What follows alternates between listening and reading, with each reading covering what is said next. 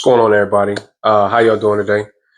Today, I'm going to go ahead and talk about some aspects of my life and why I made certain decisions that I did uh, in choosing the direction that I decided to go. I was talking to this lady today, and she was talking about her son or her grandson, one of the two. I want to say it was her son, but he was 19 years old, and he didn't really seem to have any direction in life. Didn't really know what he wanted to do. And just talking to her kind of brought up a couple of things that I remember about myself.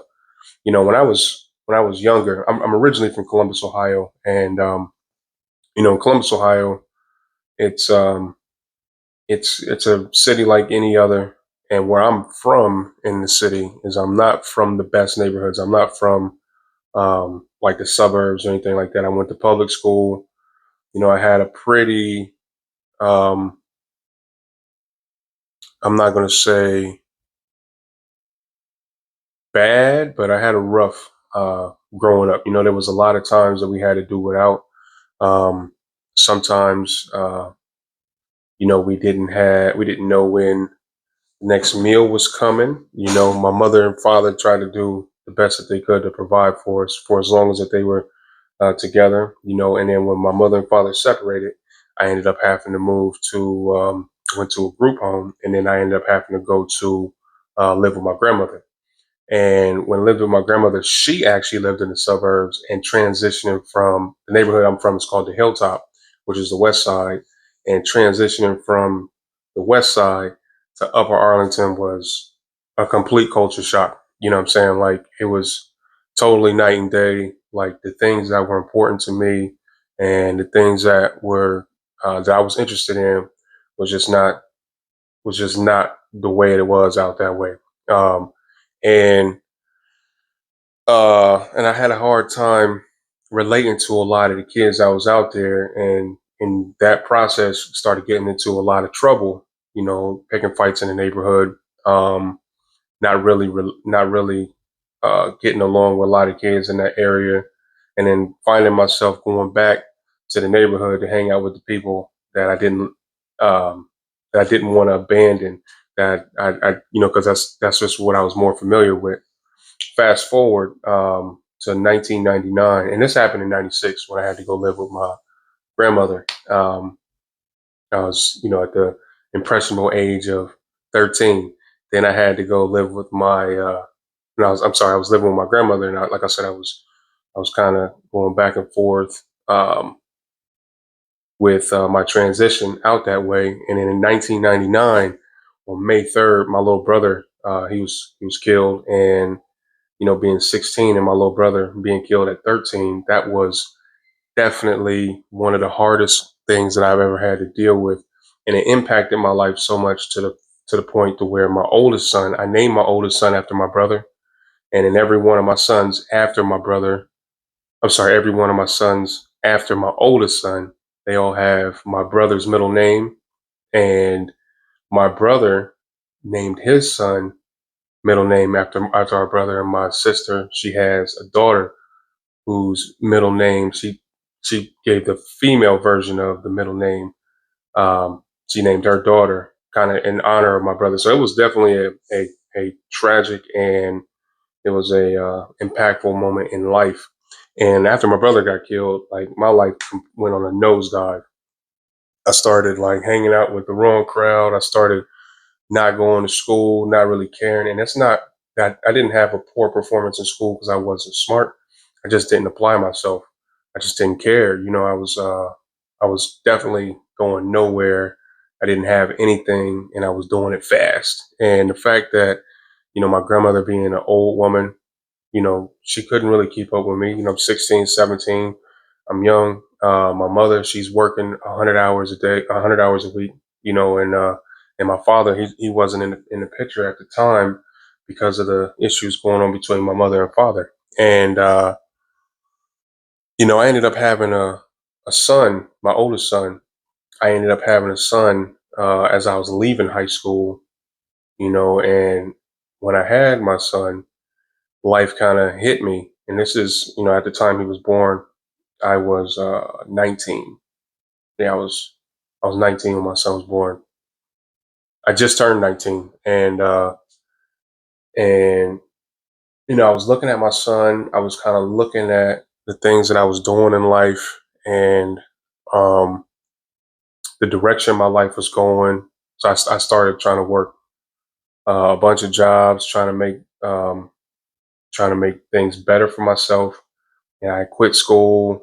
Um, and his mother was still in school. She was still in high school, and she was living with her mom, and they lived way on the other side of town. I didn't have a car. It was just a mess, man. I had a lot of things going on that just um, was not going in a direction that was going to be the best and most beneficial for me. So I remember talking to recruiters they came to high school, and uh, I was almost going to be a Marine because I liked the uniforms. But then there was a guy that came in the Army. This isn't a plug for any particular branch. I'm talking about me. There was a guy that came from the Army, and he kind of told me about the differences between the branches. He actually sat down and explained to me the differences between the branches. So when I was working 1,000 jobs, and things weren't working out for me, and I had actually bought a car at this point. It was the summer of 2002. Going into the summer, it was the early June 2002, and my engine blew in my car, and my engine blew in my car, and my uncle came through, my mom's brother, and he was definitely like a mechanic, and he helped me replace the engine in the car. And the last thing that we had to do, we had all the engine mounts secured and everything. And the last thing that we had to do is we had to connect the engine and the transmission, and where the torque converter meets the engine. I tightened it too tight and popped the seal of the torque converter. All the transmission fluid came out, and basically I needed a new transmission at this point. And I was so, what's the word? I was so devastated and so distraught about it that I used every penny I had to put into this engine.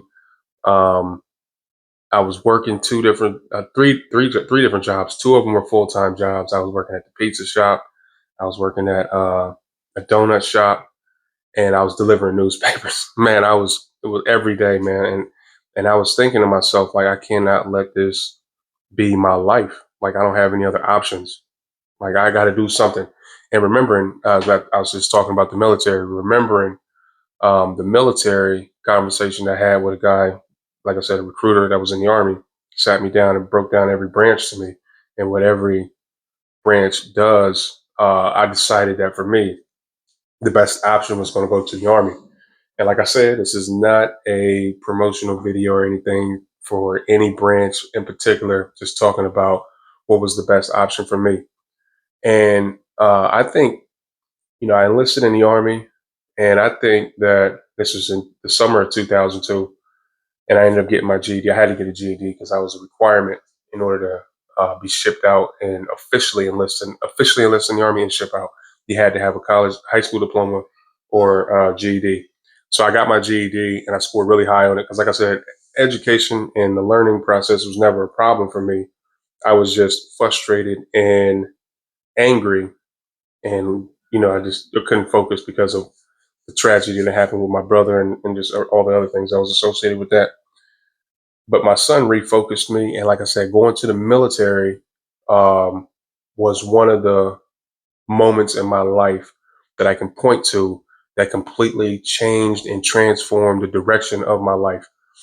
The military exposed me to different people in the world. It showed me that the world is bigger than my community. It showed me the heights of what I'm capable of doing if I put my mind to it, if I put my heart and soul into it. Now, I've always considered myself kind of like a hustler because I used to be a rapper, believe it or not. And when I was a rapper, I would put together my own tapes and CDs and sell those. That's a whole nother story. We'll talk about that another time. But um, I didn't understand what the what the what the what that was like with the drive, that initial ambition, that drive was until I went to the military. And talking to that lady today, it kind of reminded me of that crossroad I was at for him, where that crossroad I was at when I popped the seal on my torque converter, and I watched that transmission fluid hit the floor of my mother's garage, and just the frustration and the that everything just leave out of me, man. It was like as that was pouring out, and I had an understanding of what just happened. It's kind of where I felt like when she was talking to me about how her son, I want to say, how her son just doesn't have any particular direction or motivation and kind of doesn't know what he wants to do. And I'm making this video not just for him, but for other people out there that are probably at that same crossroad where they're watching everything just kind of and they don't know what to do. You know what I'm saying? So, like I said, one thing that kind of put me back on track in life, I would like to say put me back on track or put me on track, was going to the military. And, people don't really understand what some of the benefits of going to the military is and what it can do for you. And that's what I'm going to talk about, as I'm basically going to let you know what it did for me and hopefully some things in there that it can do for you. And what it can do is, it can create professional and personal development. Like I said, I was a nobody with nothing, going nowhere fast, and it gave me a sense of purpose. It was personal development. I realized what I can do in life. I learned about the heights of what I can accomplish if I decide to challenge myself, um, and also professional development. Anytime I had a job or a job interview later on after I got out of the Army, and I would let them know I was in the military, um, I noticed that a lot of times my application would go to the top of the stack over even people who had college degrees, because what I have is in the military professional development is I'm able to show a company that I know how to work in a group, I know how to take orders, I know how to be a team player, and I know how to accomplish a goal either individually or inside of a structured setting. Military also provides full benefits. And what I mean by full benefits, man, like it was TRICARE when I was in the military. I believe that's still um, the health system that is covering everyone in the military is called TRICARE. But with that, you got full health, you have full dental, full vision, um, benefits. Like anything that ever happens to you, man, from a paper cut to open heart surgery, like everything's covered completely.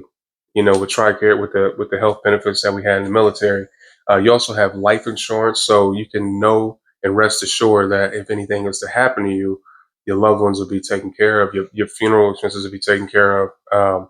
And if I remember correctly, it was called SGLI, Soldiers Guaranteed Life Insurance. And that is something that also a lot of people who's younger don't think about, that, since we're here, we're all going to leave one day, and someone has to take care of your uh, your remains and your funeral expenses, and having that as something that's already taken care of is a huge burden that's taken off of your mind that you don't even have yet, and that you don't even really consider. Another thing is, like, if you do want to go to school, they do have the they do have the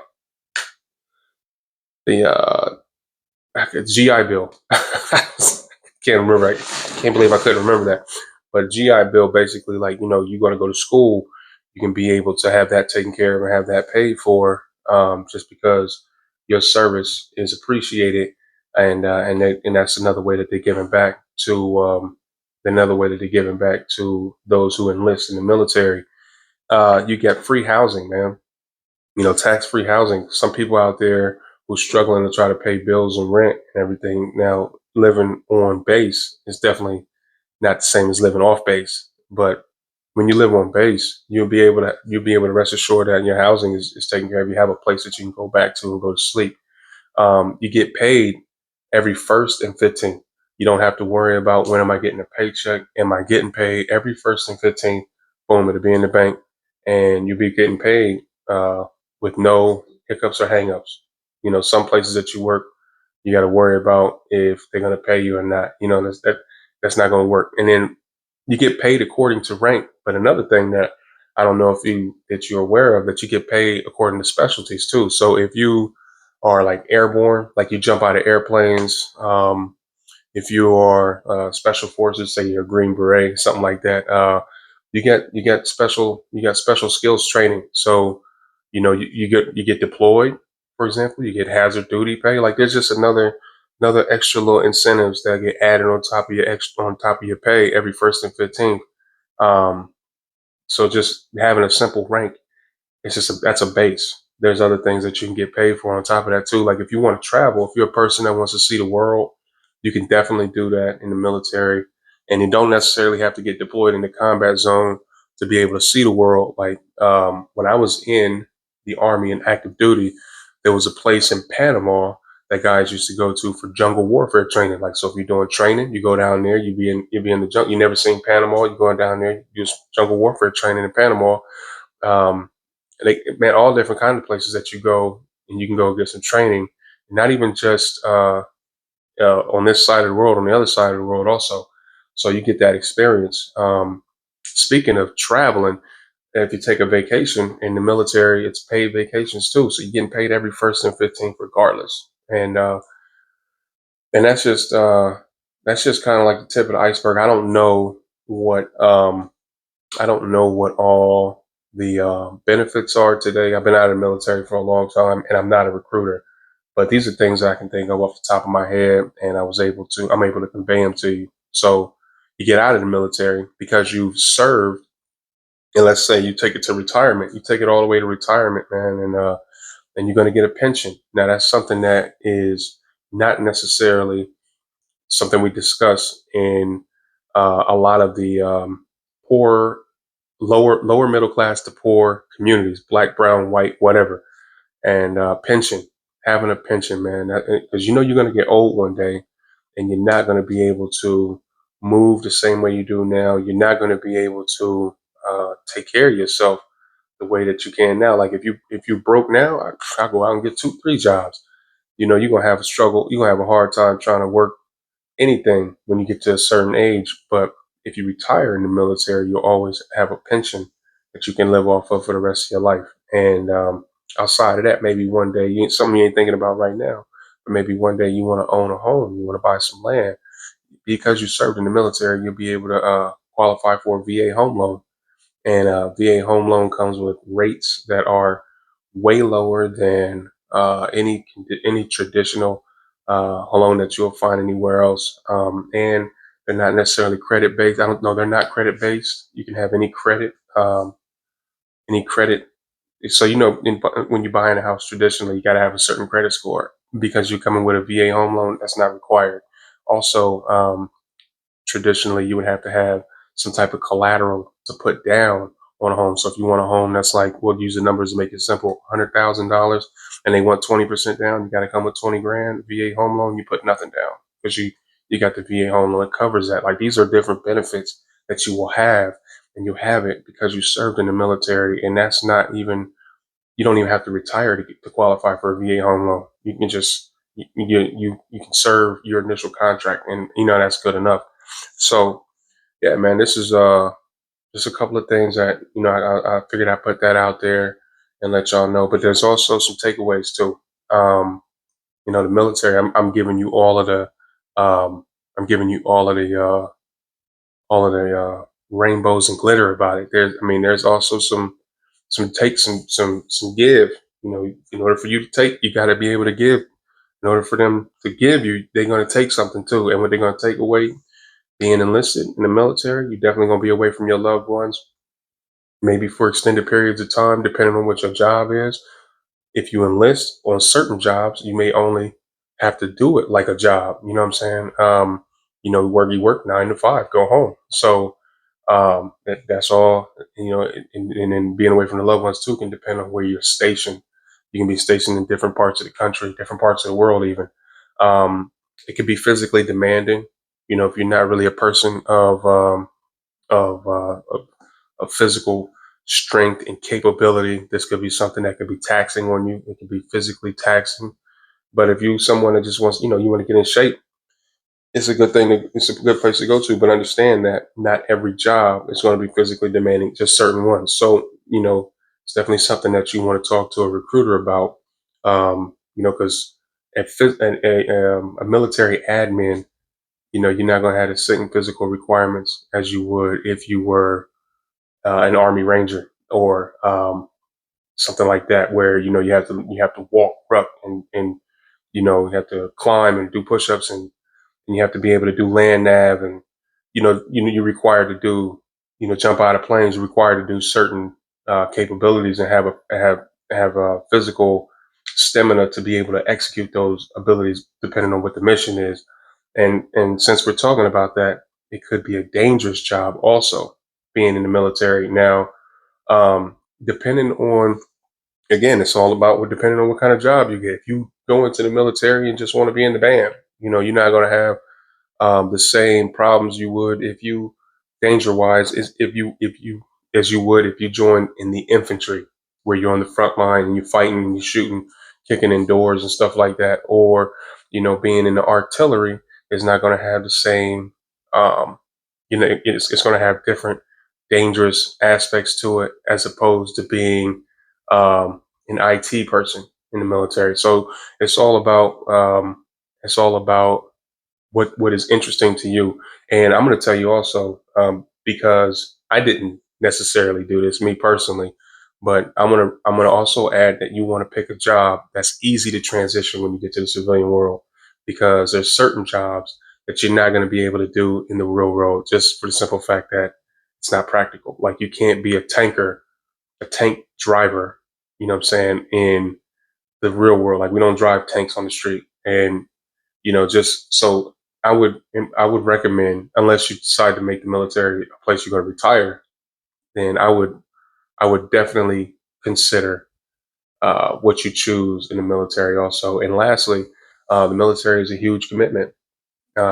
It's not one of those things like, if, and I'm just going to say, this company, there's no diss to it. I'm not disrespecting the company or anything like that. But let's say if you were going to like McDonald's, and you don't like that the fact that they put you on fries and shake and you go out and quit, you can just quit McDonald's. Now, if you enlist in the military, getting out is not as easy as that. It's a process. There's different things that have to happen, and it's all based on if you meet those um, if you meet those conditions to be able to get out of the military. Because, like I said, it requires a huge commitment from you, whether you're going for a year and a half or your initial enlistment, I believe, is up to 6 years. So 6 years active. So year and a half to 6 years, you are making a decision that whatever wherever I need to be is wherever the military says, and this is a job that I'm going to execute while I'm there. So, some things to think about. Figured I'd give you a couple of aspects of my life so you can have an idea as to why I decided to go to the military. But going to the military for me was one of the best choices I ever made in my life. There's a couple of them when I had different crossroads in my life, and thankfully, I chose the right direction. And in this case, this was definitely one of the best choices that I could have ever made, because, like I said, I was a nobody with nothing, going nowhere fast. And if I do believe that if I didn't go to the military when I did, I probably would have been killed or in prison. That's just the facts. So, with that being said, I do want to tell you all out there that I hope that you make the best decisions, and continue to train hard, train often, train properly, and train safely. All right, this is the Great Man Podcast, y'all. Signing off for the night. Peace.